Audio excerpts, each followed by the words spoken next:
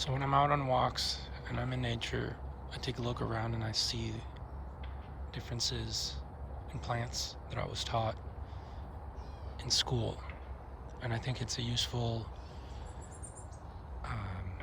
skill to have that changes the way that we perceive the world and will hopefully help us create uh, healthier cities and um, and so we're looking at now several different species, and I don't know all of the details, but I can make some quick um, observations. This plant here, I think it's ironweed. This is some sort of daisy, and a lot of times they're in the genus called Rudbeckia. I can remember it because it's like Rude and Becky. So Becky was Rude, Rudbeckia. People have us memorize all that stuff. And then we also have these trees here. Notice how their leaves are shaped. In school and in any online course or YouTube video they can get, you can find a dichotomous key. Basically it goes down a list and it says, is it this or that? And then it goes down a list to end up giving you all the information, the name, the scientific name. Scientific name is preferred because it's internationally recognized and doesn't change, and doesn't overlap with any other. And so and this, based on the way the leaves look, it reminds me of something in the legume family, Leguminosae. So that includes all the beans, and I can maybe show a bigger one with pods to prove that. And this one, you can tell these leaves are sort of waxy, and they just look different. And that one, I think, is it's covered by vines too. So this is a different. And there's people walking here, so I gotta respect them.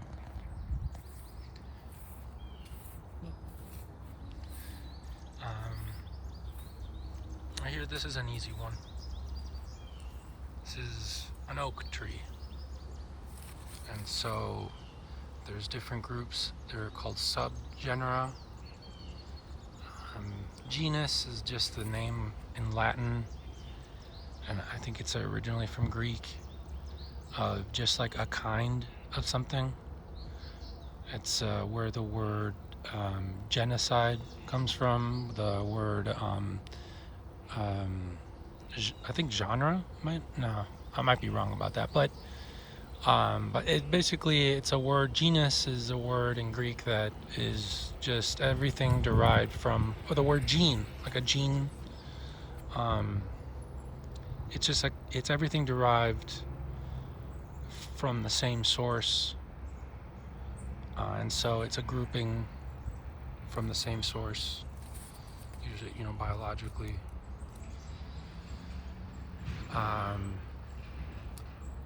And so there's different kinds of subgenera, and you can tell by the shape of the leaf in this case, whether the lobes are rounded or the leaves are pointy. This one is a white oak subgenera, and it has a special name, Locobalanos or something like that.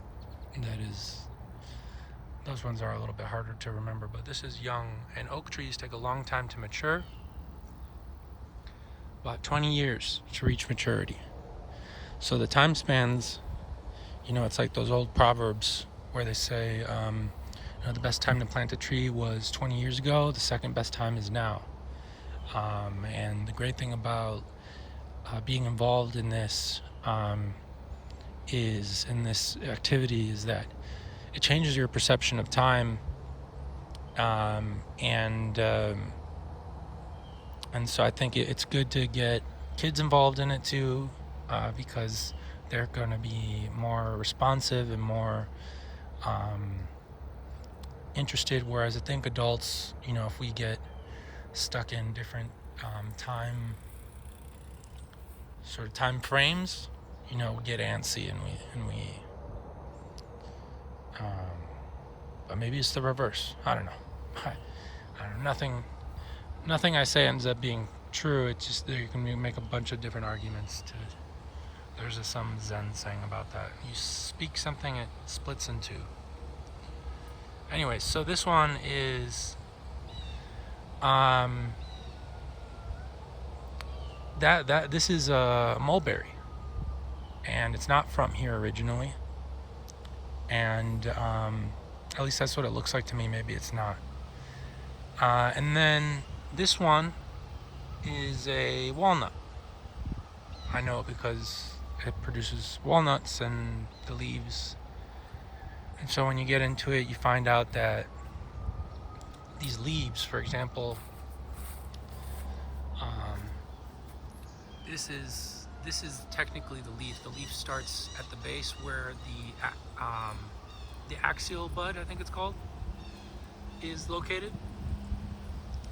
And so that bud, if an animal eats the leaf, that's where the new leaf grows.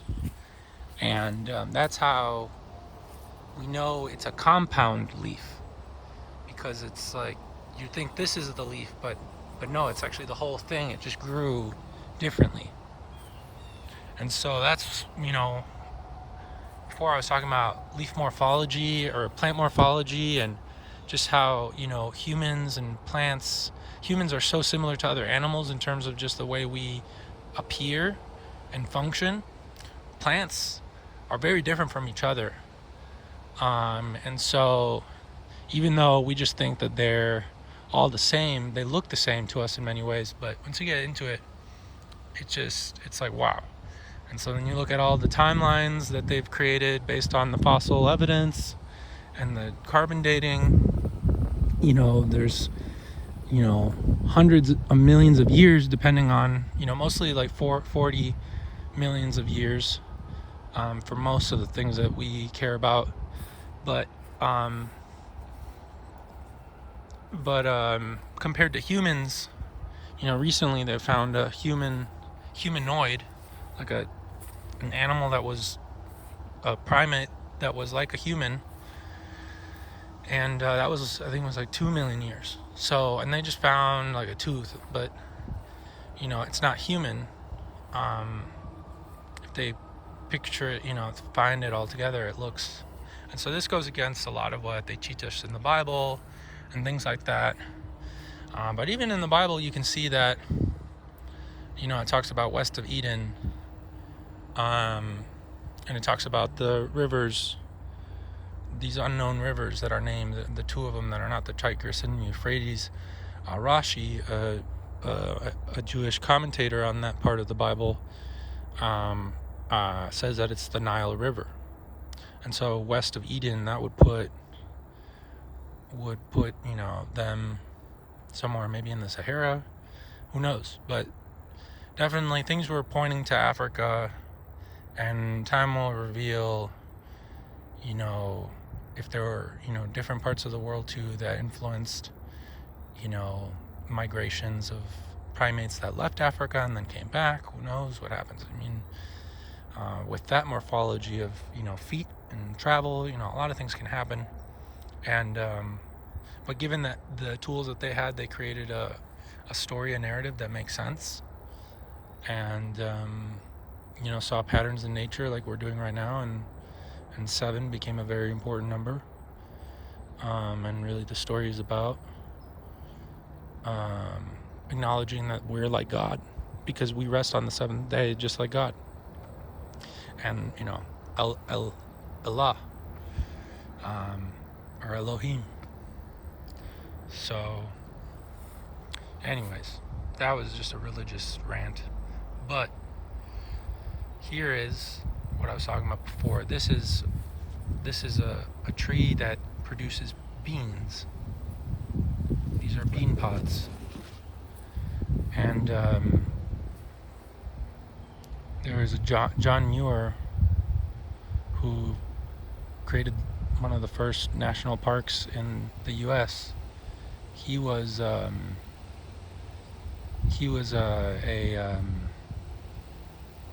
this was one of the first things they taught him at the campus here in UW-Madison, which is kind of further away. But that's when he started getting interested in plants. I was like, whoa, they're beans. But beans in general are toxic. You have to cook many of them. You have to soak them, cook them. You have to soak them, rinse them to get rid of the first step. Once you have the bean, the seed, you soak it, you rinse it. This is for like the beans we eat. Soak it, rinse it to get all the saponins out, because that's what gives you a lot of flatulence and stomach upsetness if you don't rinse. It's an important step. And then cooking. So it's kind of difficult, and that's only for certain beans. There's many beans that you can't eat. They're poisonous, and they have some of those on Breaking Bad. I think it's ricin from the castor plant. I'm not sure if that's a bean, but you get the point. There's just bad beans out there, and so, but just because we're not eating them doesn't mean they have another use. And that's what my blog is about. It's just about thinking about things creatively and outside the box, and trying to figure out what's really going on. What just because we can't eat these doesn't mean they don't have value. And it has value for other little critters of this world that play a role. Might seem like this is our world, but it's just kind of crazy to think that there's parts of the world where no human lives, but those are the sanctuaries of all these different animals. And in order for us to live, we need to let everything else live so that we can receive their life. If we don't let, that's what sustainability is all about. So this is the plant. It's called a black locust tree, and I learned that, someone taught me that the reason why they were planted was to at the boundaries of properties, because the wood is really rot resistant, so it was good for fencing. And so this is an urban forest. It's not just pretty, it has a function, because the water is flowing down this, and it's going to the lake. And this area has sandstone, limestone, bedrock beneath many layers of organic, rich sediments from plant decay, animals, the glacier moving that material.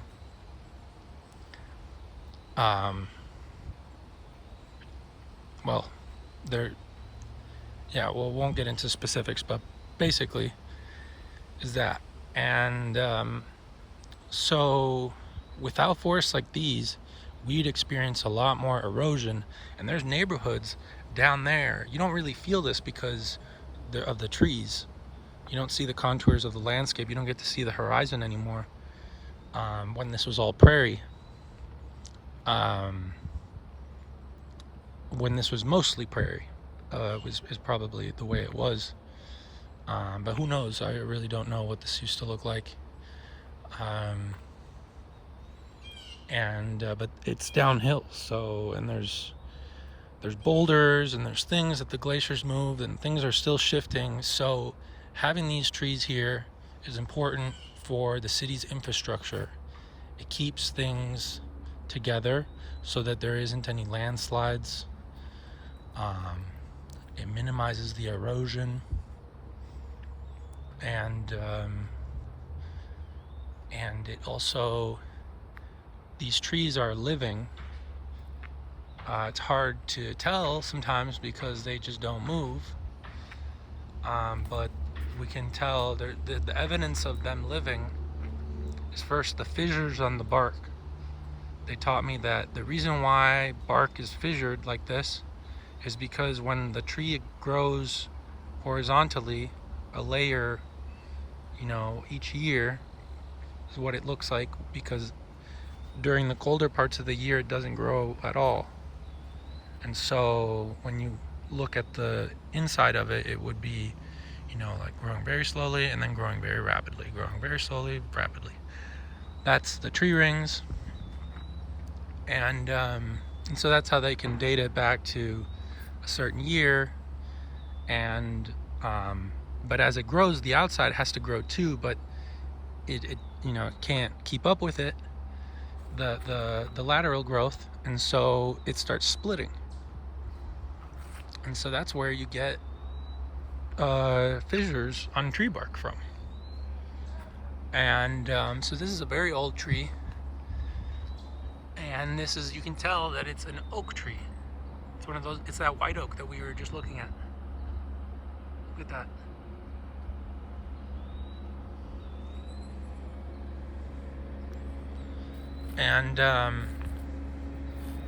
And so this has some other good features that I was taught that are important, because this is the tree roots here that has a flare.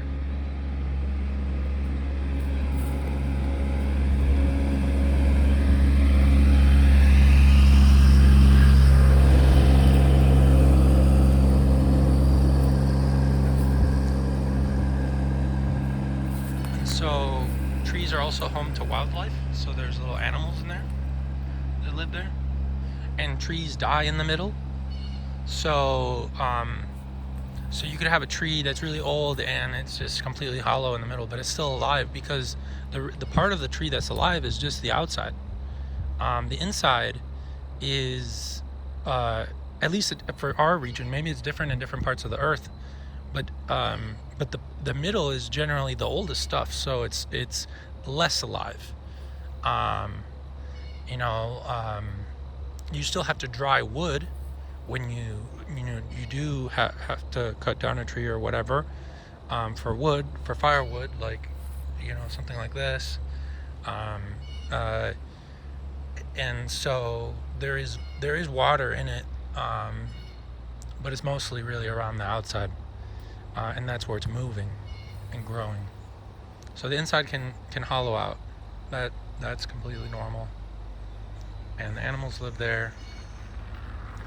And the flare is important, especially for landscapers, because landscapers, they don't they're not taught these details, and so when they plant trees, they might plant them too deep. And or maybe because of some error, muscle coordination, time restraints, health. There's a million different reasons why people might do it the wrong way. So it's not to shame people. But yeah, if they put it too low, then it, that root flare doesn't form, and that can affect the tree, how it looks, if it looks natural, how it grows. And just the health of the tree. And then we have these trees here. They're invasive trees, so people cut them.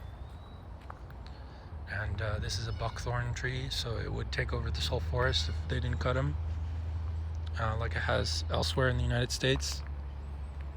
And these are plants that were brought here with settlers from England, and they spread.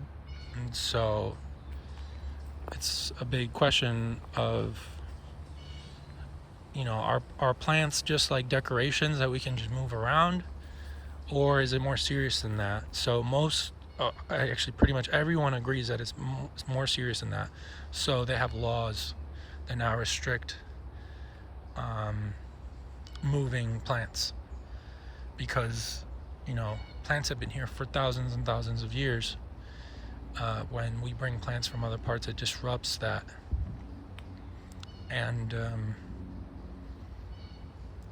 And so that's important. But there's obviously plants that we like apple trees and pears and peaches. Trees are not everything either. We have different plants of the prairie. This is a rain garden. So I was talking about erosion.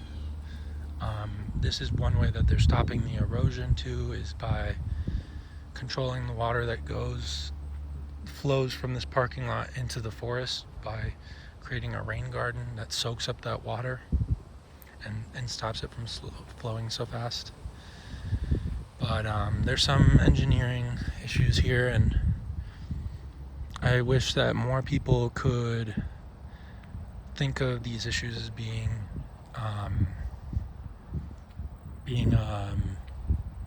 connected. Their engineers should have knowledge of the way plants work and assist in maintaining structural integrity of the soil and preventing erosion. Civil engineering. So this is the prairie. This used to be a golf course. Before that, it used to be a farm. Before that, it used to be a prairie. And so they're trying to bring it back to a prairie, and they created this. So you can see all these different prairie plants from this part of the world. They're growing here, and they burn it. This was all burnt. They burnt this whole side. I don't think they burnt this one. So you can tell all this dead material. This is all from last year.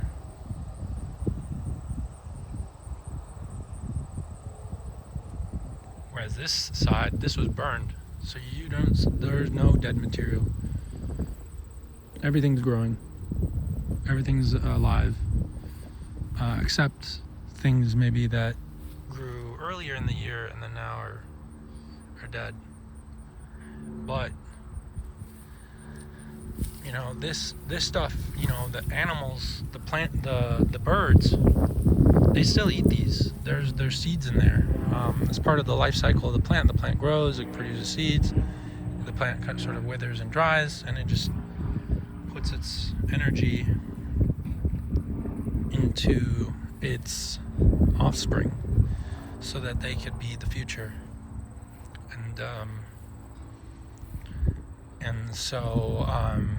And that feeds the animals, that feeds the birds. The birds spread seed around, so they help plants move. Birds eat mosquitoes and other insects that sting and bite. Birds also are indicators of different parts of nature. They, you can watch a bird and you'll learn a lot about what's happening in the world. So we want to learn about weather forecasting, climate change, what's happening in the world. We can just watch birds and see what they're doing, and that doesn't have to be all fancy. It could just be simply just watching them with your eyes, or maybe a binocular, over time.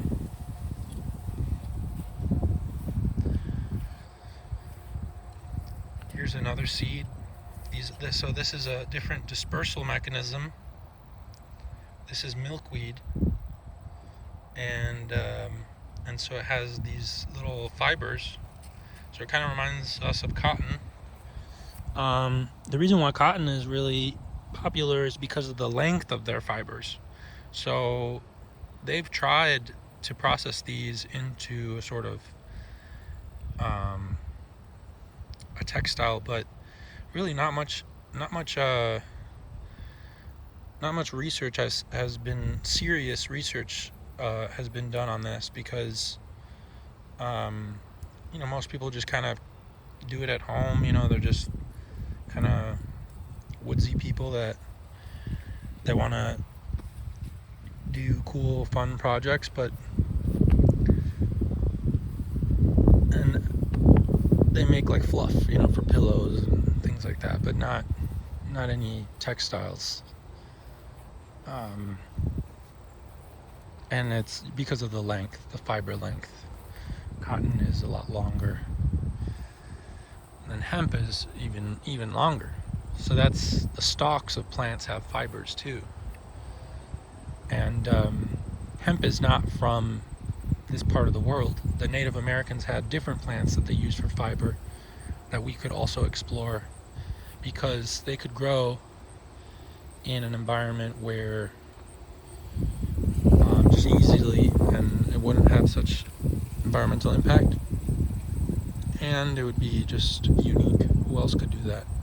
Only us here. So that's the unique thing about looking at what plants are native to your region and learning about them and utilizing them, because no one else is going to be able to do that like you. You're going to have a unique share of the market.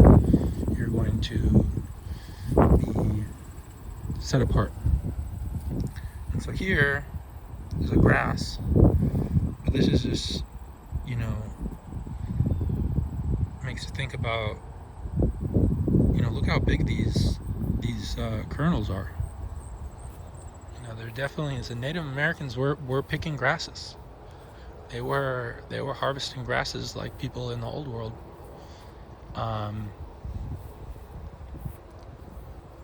Maybe not as intensely, so there just wasn't enough pressure over thousands of years, selective pressure to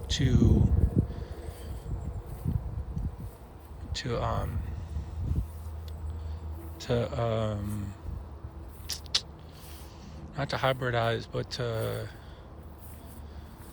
domesticate or to breed a,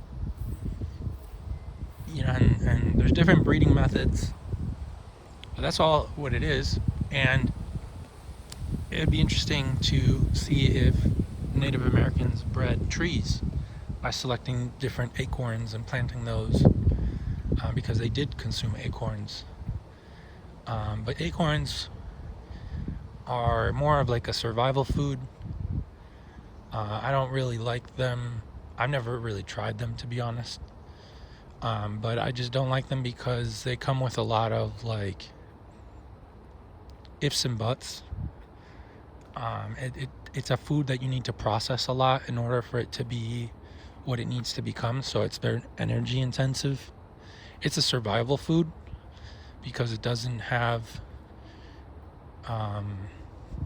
doesn't really fulfill all your needs. It's just enough to, it's something that you can add to what you're having, or but that's why so many people around the world where acorns are, they consume them. But if we don't consume them, and so the processing methods, important to know, is that they would harvest them, certain species over others, because of tannins, and tannins are in wine and all these different foods, but these are in much higher concentrations and they affect your gut, in a bad way, and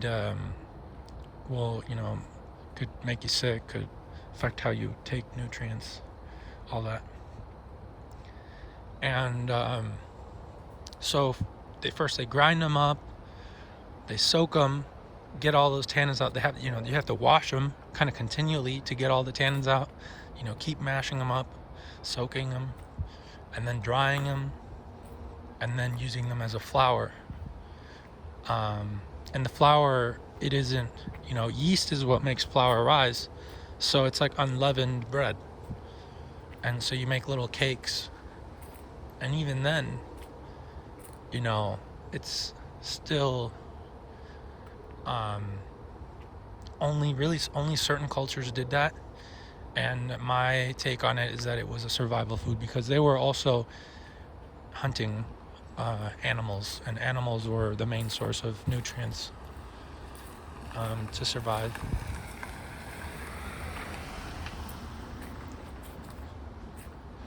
Plants contribute in many different ways because the animals eat the acorns, and so on. And yeah, this is